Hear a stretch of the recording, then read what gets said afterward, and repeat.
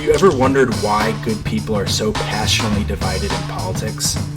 Both U.S. political parties have a philosophical and ideological basis to their ideas, essentially boiling down to differences in economics. Our taxes are so high. We're cutting taxes. I'm lowering taxes, actually. I want to have a tax on people. We're getting rid of regulations. I want to have a surcharge. Where do these ideas come from? Have you ever wondered how the ideas of the great thinkers of the past influence the thinkers of today? Philosophers like Kant, Locke, Hume, Nietzsche, or economists like Adam Smith, Marx, Keynes, Mises. In my synthesis, I studied the history of philosophy and economics to reveal the politics and ideology of thinkers today. Ultimately, you can trace these ideological divides back to the ancient debate on how we gain knowledge. Empiricists believe knowledge comes from experience, while rationalists believe knowledge comes from reason.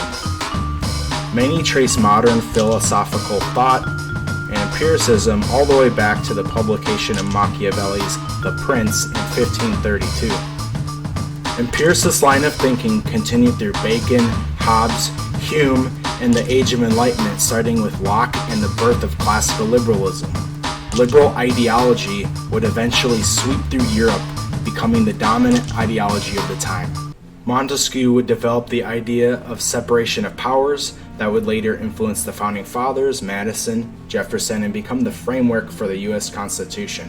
In 1776, the same year as the U.S. Declaration of Independence, Adam Smith published his book Wealth of Nations, and with it, the birth of classical economics, including Say, Ricardo, and Malthus. They would go on to influence Bentham and John Stuart Mill to develop utilitarianism, maximizing well-being. As an alternative, utopian socialists Saint-Simon, Owen, and Fourier introduced a more collective approach to economics and society. Meanwhile, rationalism was developing from the ideas of Descartes, Spinoza, and Leibniz. They influenced Rousseau, who said, "Man is born free, but everywhere he is in chains." His ideas would inspire Condorcet, the Jacobins, and the radicals of the French Revolution in 1789. Meanwhile, a new ideology was brewing in Germany. Kant, having his mind blown by reading Hume, was inspired to synthesize the ideas of both empiricism and rationalism in his magnum opus, Critique of Pure Reason in 1781. Kant is mainly known for his idea of a moral law or categorical imperative. Although Kant's ideas were widely popular, they were also widely interpreted. This created an ideological chasm in the history of philosophy that I'm not sure has ever been properly addressed. His ideas diverge into several schools of thought, including Neo-Kantianism, hermeneutics, phenomenology, German idealism, and continental philosophy. German idealism, including Goethe, Fichte, and Schelling, and specifically the ideas of Hegel, were widely popular at the time, publishing Phenomenology of Spirit in 1807. However, Hegel's abstract dialectic method, like Kant, has led to many interpretations and confusion among scholars. The Hegelians split into two camps, left or young Hegelians and right or old Hegelians. Right Hegelianism was mostly associated with religion and mostly died off. Left Hegelianism, however, was highly influential in the thinking of anarchist thinkers such as Stirner and Proudhon, and Feuerbach's historical materialism is often recognized as a bridge between Hegel and Marx. At this point, I think it's important to note that there are three different forms of socialism. Two which are revolutionary, and the other which is revisionist, aka reformist or gradualist. Marxists believe that the state is required for revolution, but will later wither away. Anarchists believe that a revolution cannot include the state because they will never give up state power. Social democrats believe a socialist society can be achieved through gradual peaceful reforms within a capitalist system, therefore no revolution. Some influential anarchists include Proudhon, Bakunin, Kropotkin, The Conquest of Bread, published in 1892, Emma Goldman, Rocker, George Orwell, and one of my favorites, Noam Chomsky. Marx's Communist Manifesto, published in 1848, would send shockwaves around the globe for decades. In his critique of capitalism, Marx synthesized the three dominant ideologies of his time: German idealism, French Utopian socialism, and English classical liberalism.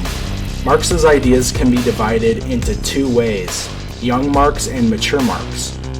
Young Marx was ideologically, emotionally charged, and heavily influenced by Hegel. This was the time when he wrote the Communist Manifesto in 1848. Mature Marx, having evolved intellectually, began to distance himself from his earlier Hegelian views and followers. Marx famously said, I am not a Marxist.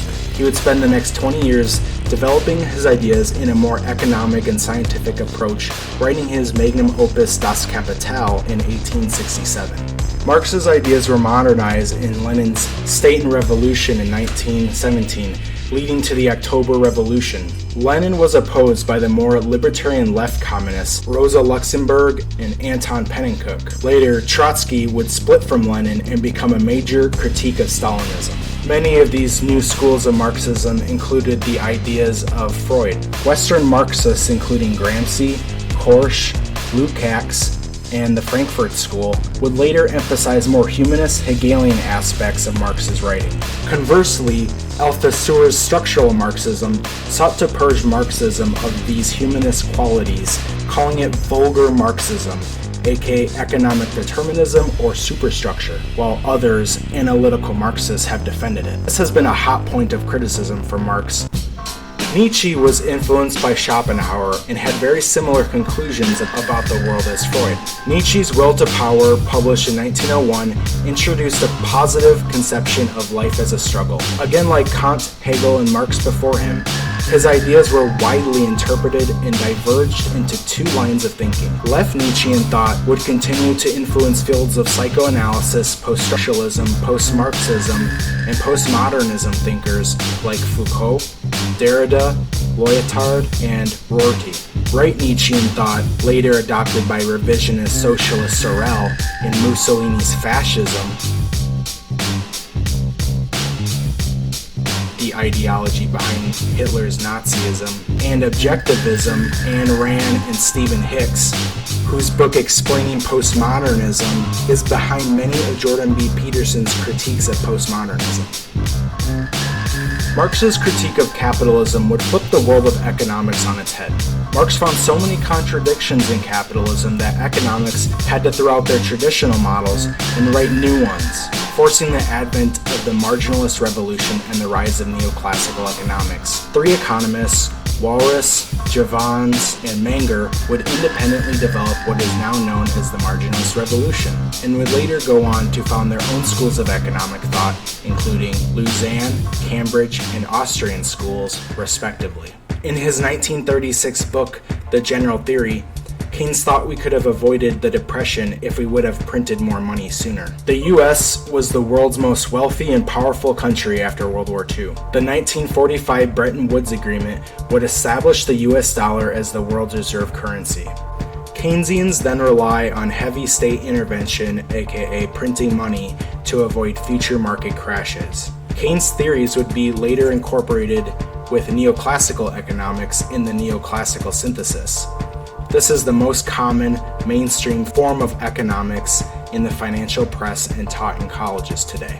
Meanwhile, economists Mises and Hayek sought to challenge the rise of socialism, Keynesians, and central planning in two books, Human Action in 1949 and in 1944, The Road to Serfdom. In 1962, Milton Friedman published Capitalism and Freedom. More recently, economists Minsky, Mosler, Ray, and Kelton have expanded upon revisionist socialist traditions of the Chartist School, NAP, and the 1960s Keynesian Social Democrats, including Galbraith, who is the leading economist during FDR, JFK, and LBJ, to develop modern monetary theory, or MMT, and serve as the economic basis for the ideas of Bernie Sanders. With the rise of stagflation in the 1970s, the US turned to a fringe group of economists known as the Chicago Boys, Stigler and Friedman. During this time, the Chicago and Austrian schools merged, and in 1973,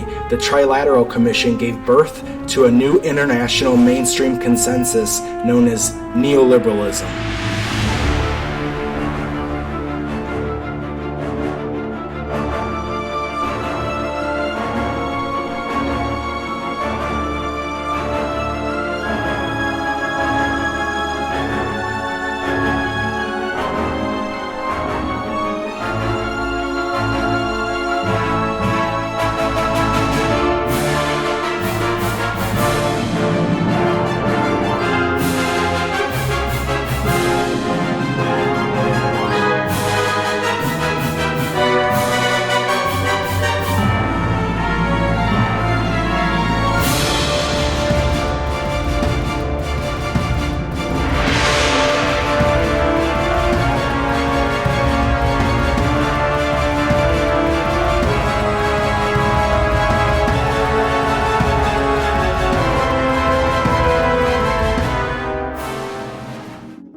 I would like to start by crediting YouTuber Academic Agent for his video, A Guide to Classical Liberalism. I will leave a link in the description. Also, reading The History of Western Philosophy by Beltrand Russell. This project is a synthesis and extension of their work to include more modern leftist and radical thinkers. Thank you for watching. Please like and subscribe. We cannot let the terrorists achieve the objective of frightening our nation to the point where people don't shop.